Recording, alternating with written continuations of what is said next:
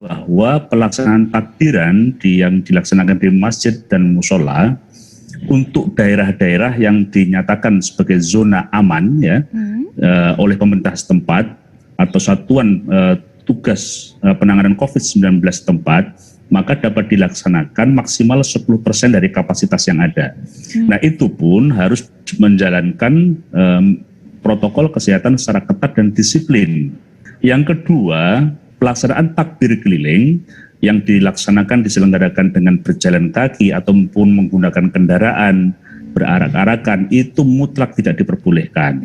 Karena ini akan memancing munculnya kerumunan di masyarakat. Yang kedua, tentang pelaksanaan sholat Idul Adha yang dilaksanakan di masjid, musola ataupun di lapangan, di kantor atau di tempat-tempat lain, untuk daerah yang masuk pada PPKM darurat maka ditiadakan, atau daerah-daerah yang masuk zona merah atau orange.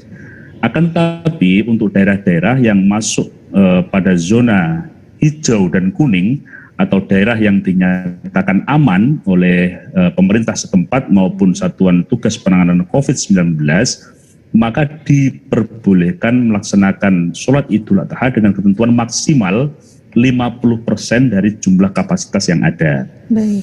Itu pun harus memenuhi ketentuan-ketentuan dan aturan-aturan bagaimana protokol kesehatan itu dapat dilaksanakan secara ketat dan disiplin. Yang kemudian yang ketiga, pada poin yang ketiga terkait dengan pelaksanaan penyembelihan hewan kurban, pelaksanaannya tidak langsung setelah sholat Idul Adha.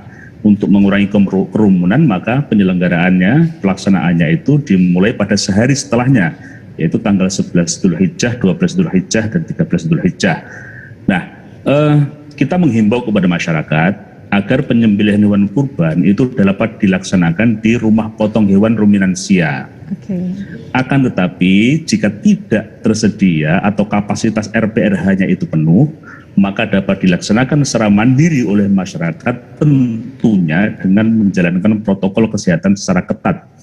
Proses penyembelihan umpamanya tidak bisa atau tidak diperbolehkan melibatkan banyak orang. Cukup yang melaksanakan penyembelihan dan pihak dari yang melaksanakan kurban, dari yang kurban, saksi dari pihak kurban. Kemudian yang kedua, proses pendistribusian daging kurban yang sudah dikemas secara rapi, secara higienis oleh panitia, diharapkan agar didistribusikan langsung kepada masyarakat yang membutuhkan ke rumah masing-masing, ke kediaman masing-masing.